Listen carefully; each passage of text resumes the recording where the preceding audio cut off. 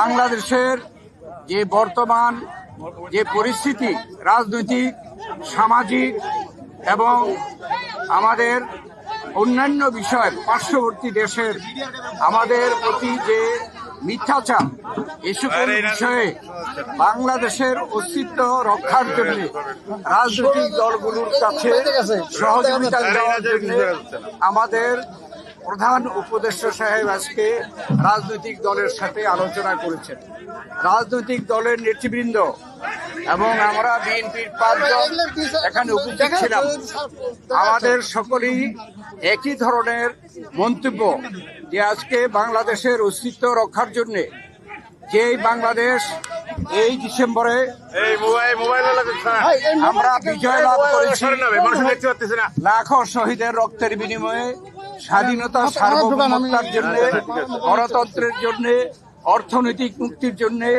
এবং দেশের শান্তি শৃঙ্খলার জন্য আজকের এই বিজয় দিনে, বিজয় মাসে আমাদের সকলের প্রত্যয় যে বাংলাদেশে বর্তমানে যে সরকার রয়েছে, এই সরকার অন্তর্বর্তীকালীন সরকার, এই সরকার এদেশেও যে ছাত্র জনতার গণ অভ্যুত্থানের মাধ্যমে প্রতিষ্ঠিত হয়েছে, তাদের দায়িত্ব যে এ দেশে স্বাধীনতা, সার্বভৌমত্ব রক্ষা করা, গণতন্ত্র প্রতিষ্ঠা করা এবং আমাদের দেশের বিরুদ্ধে যে পতিত সরকার আজকে বিদেশি যে ষড়যন্ত্র করছে এবং বিদেশে যে সকল দেশ সেই পতিত সরকারের, ফ্যাসিস্ট সরকারের সহযোগিতা করছে, তাদের বিরুদ্ধে সকলে কিন্তু ঐক্যমত প্রকাশ করেছে এবং এই যে ষড়যন্ত্র হচ্ছে এটা বাংলাদেশের জনগণের মধ্যে বিভেদ সৃষ্টি করার জন্য অপচেষ্টা হচ্ছে। অতএব আমরা সরকারের সাথে ঐক্যমত প্রকাশ করেছি যে আমরা সকলে জনগণ যেমনিভাবে জুলাই আগস্টে ছাত্র জনতার গণ অভ্যুত্থানের মাধ্যমে এই ফ্যাসিস্ট সরকারকে বিদায় করা হয়েছে, তাদের এবং তাদেরকে যারা সহযোগিতা করছে, তাদের ষড়যন্ত্র সেইভাবে এদেশের ছাত্র সকলে মিলে এই ষড়যন্ত্রকে আমরা সকলে মোকাবেলা করব, এই প্রত্যাশা আমরা সকলে ব্যক্ত করছি। এবং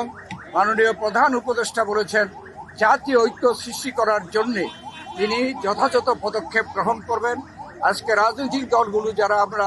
উপস্থিত ছিলাম, তারা সকলেই জাতীয় একটি ঐক্য প্রতিষ্ঠার জন্য আমরা একমত হয়েছি। নির্বাচন নিয়ে কিছু বলেছেন আপনারা? আমরা নির্বাচন সম্পর্কেও বলেছি যে এই সরকার ওয়াদাবদ্ধ যে জনগণের অধিকারকে ফিরিয়ে দেওয়ার, তাই আমরা বলেছি যে অতি দ্রুত সংস্কার সাধন করে নির্বাচনের জন্য একটি রোডম্যাপ দেওয়া, যাতে করে জনগণ একটি রোডম্যাপ পেলে নির্বাচনমুখী হয়ে গেলে যে সকল ষড়যন্ত্র এখন আপনারা দেখতে পাচ্ছেন, এইসব ষড়যন্ত্র আর কেউ করতে সাহস পাবে না। ধন্যবাদ।